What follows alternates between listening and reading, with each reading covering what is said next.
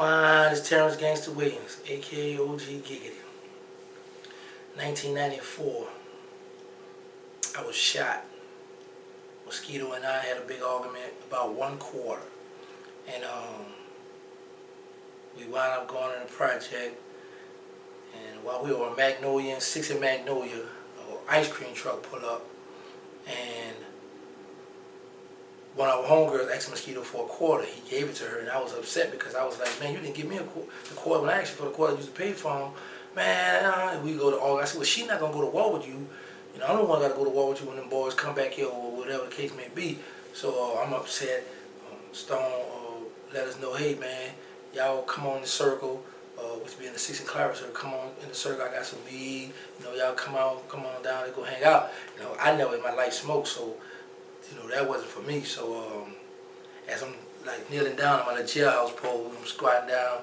I'm just thinking about the little argument me and Mosquito had. This pretty thick, pretty female come walk in the street and point at me like, come in. I look back. Talking to me. She said, yeah. She said, you don't remember me? I said, no. She said, I'm the one that was in Club Detour one night, and you walked up to my friend caller. You said, tell her I want to F her. And you didn't ask me for my name or phone number. You just straight told my friend to tell me you wanted to have sex with me. I was like, oh yeah, that's right, I remember you.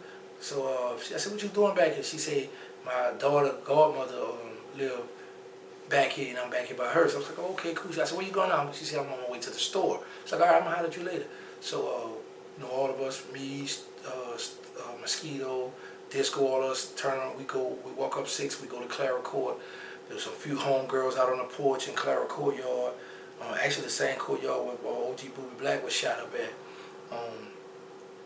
I kept walking. So I go to the cut, go home.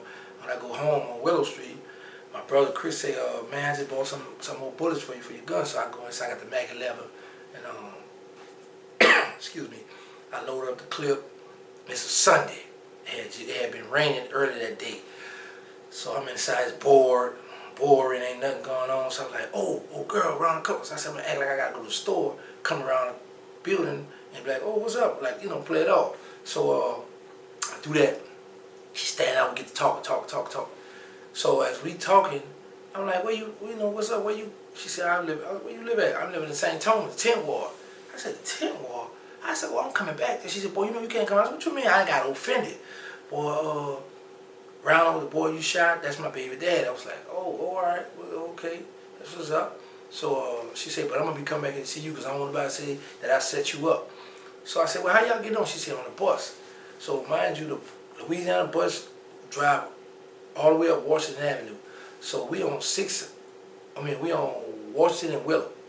So I was like, well, man, come on. I said, let's walk down there to Magnolia in Washington, which is 2 blocks from my house, and I left my gun inside. So we walked down, her and her daughter, we walked down. We get to 6, we get to Washington and Magnolia. I look down the street, because I look down Washington Avenue, I don't see the bus. I said, come on, let's walk to Forest Street, which is 2 more blocks. And now, I live on the new side of the project, so now we on the old side of the project, and I am 4 blocks from my house. So she was like, well, since we right here, we may as well go to LaSalle Street. That way I can wait for the Louisiana bus or the Forest bus. So come on. So now I'm 5 blocks across the street from the project now. And my gun is at home. By the time the bus finally came, it was nighttime. It's nighttime. And she got on the bus. As I'm walking back now, I see a guy like by the courtyard. He do something like somebody spooked him or something. So I started laughing like, man, we'll crackhead. When I get right to there, nobody's there. So as I'm walking, I see my brother. Really, I want to flag him down, but I'm like, he's dog, he can't really see me because the sidewalk of the trees. I kept walking, and a guy crossed the street like, gangsta. So instead of looking across the street, I look back as a guy with a hat and a mask charging me with a 10mm handgun. Or it was that 40, I think, because I saw that 40 earlier that day. He go to hit, boom. First shot, he hit me in my side. And then I ran through the car, ran across the street, Then he hit me in my left butt. It traveled across, shot a piece of my bladder, came on my right thigh, and I fell on. And I hit the ground. When I hit that ground, I said, "Gangsta, you can't lay here because he gonna dog you." Because back then we had a thing when somebody hit the ground, you let everything go. So when his funeral, we want that coffin closed. We want that little kindergarten picture with the 2 teeth in the front missing on his coffin, and I couldn't have that. So I jumped up. When I jumped up, I looked the guy dead in his face. Well, you know, his face was covered. I'm looking at him. He looking at me. He took out running. I ran in the alley. Logger Black chased him. I go in the alley. This crackhead by the door. I say, "Hey man, let me in this house, man. Somebody just shot me up." He said, "I ain't crazy. Come here and get to shoot me." He ran out the alley and left me in the alley. So I go in this other old head house. As soon as I sat down on a chair, Mosquito, Big G come running back there. "Gangsta, where you at? Where you?" "Man, I'm in here." So I come out. I put my arms around Mosquito, one arm around Big G, and just bottom from my waist on down just went numb. So they carried me out. Stone put up in the black Bovada, threw me in the back seat, shot me to the hospital. That same night, retaliation is a must. They go hit one of our homies in the project. The next morning, this is the crackhead gang. They playing in the hospital now. The dudes who came in the project to take the hit, to hit Boobie a few days before that, they come to the hospital to see me.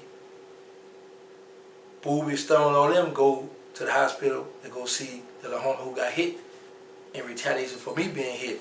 So while they in the hospital, the dudes who was trying to take the hit to see OG Boobie Black coming up on the elevator, and OG Boobie Black waiting on the elevator, I guess, to go down, whatever. But when that elevator door opened and they spotted each other, 4 people, OG Boobie Black, Stone, Killa Stone, and the other 2 guys, because one of them deceased and one of them not, they up guns in the hospital.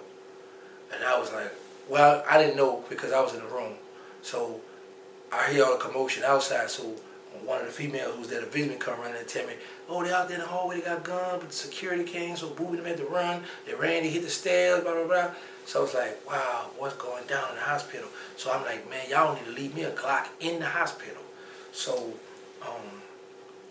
that night, OG Boobie Black stayed the night, and then the next night, Mosquito, they took shifts, like spending the night, because we ain't know, because it's a charity hospital. That was the hood. It was a good hospital for bullet wound, but you could easily get up in there, you know, and I wasn't gonna let them work me like that. So you know, each one of them took turns standing in there with me until I got right, until I was, you know, better, you know, to get up, to move, to go home. You know, made it to the project, and right after that, that's when OG Boobie Black was shot. A few days after that, I'm out of here. Why? Yeah, that's right. I was on 8 minutes exactly.